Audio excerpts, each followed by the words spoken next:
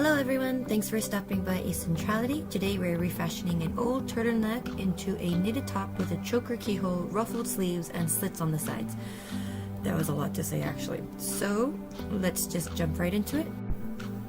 So I actually started this by cutting out everything into the shape that I wanted. For the keyhole, I pinned where I wanted the point to sit and where it ended on the shoulders. Make sure to leave about 3/4 seam allowance to sew the raw edges down for a clean finish.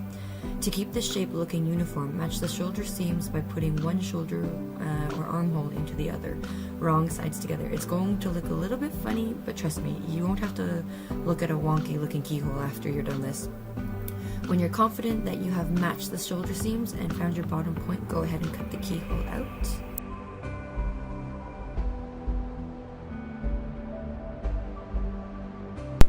Next, decide how thick you want the choker to be. Make sure to follow the neckline seam of the sweater for a consistent look.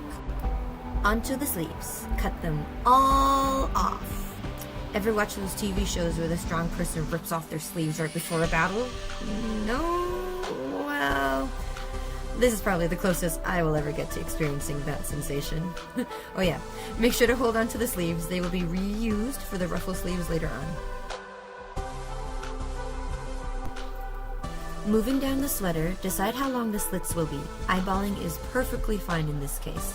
If you want to make sure both sides match, fold the sweater in half and mark where the first slit ends.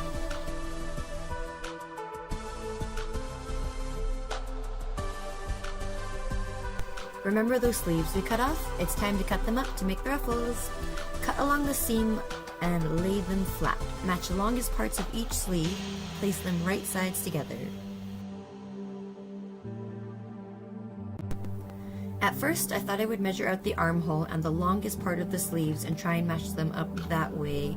Then I remembered that was just foolish. Of course those wouldn't match up.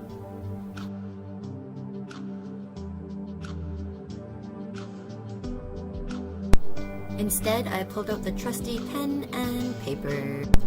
To get the most out of the sleeves, trace the entire shape of the sleeves onto the paper, starting from one end using the longest part of the sleeve as your point of reference.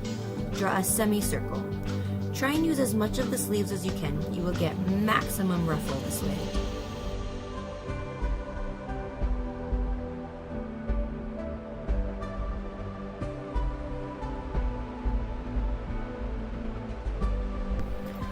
Once you have cut out your pattern for the ruffle, place it on top of the sleeves, pin, and cut.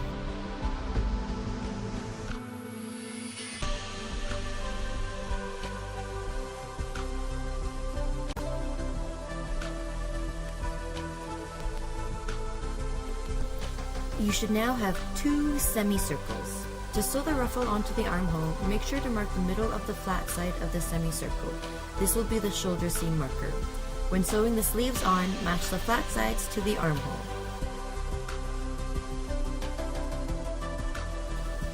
Now the true fun begins. Remember all those raw edges and all the shapes we just cut out of the top? Make sure to sew all of those down. When I initially started, I thought a zigzag stitch would be perfect for sewing knits down. Oh my gosh. Please don't make this mistake, I beg you. A straight stitch will work out fine. My choker ended up looking too wonky, so I changed the design so that it sits below the neckline. Although I didn't mind the curviness of the zigzag stitch on the ruffle sleeves themselves. It kind of added more personality. It's really up to you what you decide. Make sure to use some scrap fabric and test out the threads and types of stitches before. Anyways, I think it turned out pretty well. If you decide to make this, let me know via the social medias. If you have any suggestions on what I should make next or what changes you would make, let me know in the comment. Thanks for watching!